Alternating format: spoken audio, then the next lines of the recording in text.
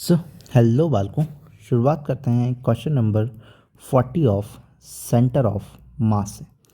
तो question number 40 of centre of mass हमें क्या पता, मतलब ये तो कंजर्वेशन ऑफ लीनियर मोमेंटम है, बट उसी के अंदर आया। तो सेंटर ऑफ मास जो है वो हमें क्या बता रहा है, a bullet of mass m is fired from a gun of mass capital M। ठीक है, एक बुलेट है, सॉरी पहले वाले क्वेश्चंस का रिमेनिंग पार्ट रह चुका है।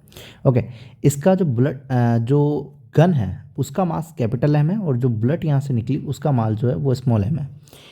And the recoiling gun compresses a spring of force constant के, मतलब कि यहाँ पे कुछ के कांस्टेंट का फोर्स है जो कि क्या है, उसको कंप्रेस कर रहा है।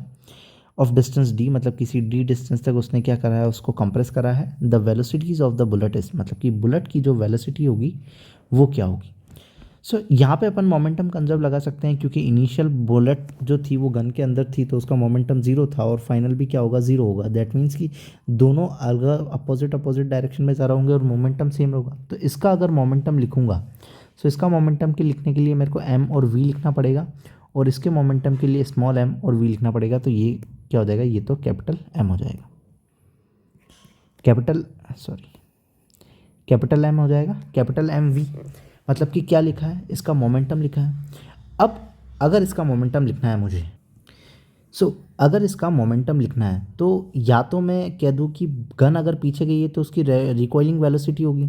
अगर रिकॉइलिंग वेलोसिटी और ऐसा कुछ नहीं चाहिए तो अपन नॉर्मली भी लिख सकते हैं कि इसका मोमेंटम, गन का मोमेंटम पी। अब गन का मोमेंटम और काइनेटिक एनर्जी और मोमेंटम का कुछ है भाई। काइनेटिक एनर्जी क्यों ली, क्योंकि काइनेटिक एनर्जी जो होती है, जितनी भी एनर्जी होती है वो उनकी यूनिट जूल होती है, और वर्क की भी यूनिट जूल होती है। तो वर्क डन जो होता है वो काइनेटिक एनर्जी के बराबर बराबर होता है। So P square by 2m is what, kinetic energy, मतलब कि ये घन के लिए हो जाएगी, और kinetic energy 2m capital M is equal to, ये रूट लगा दो तो ये p हो गया, तो इसकी जगह ये भी लिख सकता हूँ। सो मैंने यहाँ पे लिखा root of kinetic energy twice of m is equal to M V. ये अपन को फाइंड करना है, ये कौन सा है, बुलेट का है, तो मैं यहाँ पे बुलेट लिख देता हूँ ना। कैपिटल M जो है ये बुलेट का मास है और ये गन का मास है ना। अब काइनेटिक एनर्जी को क्या है, काइनेटिक एनर्जी क्या है, काइनेटिक एनर्जी तो वर्क डन है।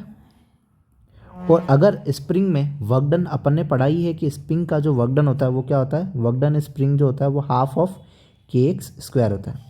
वर्क डन इन स्प्रिंग या change in kinetic energy in spring जो होती है वो क्या होती है, हाफ ऑफ के एक्स स्क्वायर। हाफ ऑफ के एक्स स्क्वायर, एक्स जो डिस्टेंस है, और यहाँ पे डिस्टेंस जो है वो क्या है, डी है। सो काइनेटिक एनर्जी को जो कि वर्क के बराबर ही होगी उसको मैं चेंज करके लिख देता हूँ हाफ ऑफ के डी स्क्वायर और 2m ऑफ गन। सो यहाँ पे 2 से 2 कैंसिल आउट हो जाएगा। सो ये अपने पास में डी स्क्वायर है तो एक डी बाहर आ जाएगा, और अंदर क्या बच गया, के और मास कैपिटल एम वाला, ये आ गया root is equal to M bullet वाला, वेलोसिटी ऑफ बुलेट। और ये velocity of bullet, mass of जो बुलेट है उसको मैं कहाँ भेज दूंगा, नीचे की साइड में भेज दूंगा। मास ऑफ बुलेट को मैंने कहाँ भेज दिया, नीचे की तरफ भेज दिया।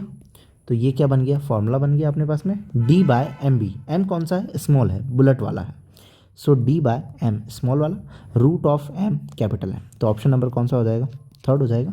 सिंपली ये मैंने क्यों किया, क्योंकि मुझे k कांस्टेंट चाहिए था। k कांस्टेंट मुझे कहाँ कहाँ मिल सकता था, अगर मैं फोर्स लिखूँ तो फोर्स जो होगा स्प्रिंग के अंदर kx होगा, वो फोर्स या तो इसमें से फोर्स निकालूँ और फोर्स को लिख दूँ। अगर फोर्स नहीं लिखना चाह रहा हूँ तो वर्क डन को लिख लूँ कि वहाँ जो होगा वो क्या होगा, हाफ ऑफ के एक्स स्क्वायर होगा। तो ये स्प्रिंग से रिलेटेड मेरे पास चीज़ें थी, इसीलिए मैंने फॉर्मूले को उस तरफ लेके गया और इधर मैंने इंटरचेंज कर लिया। If you like then subscribe. Thank you.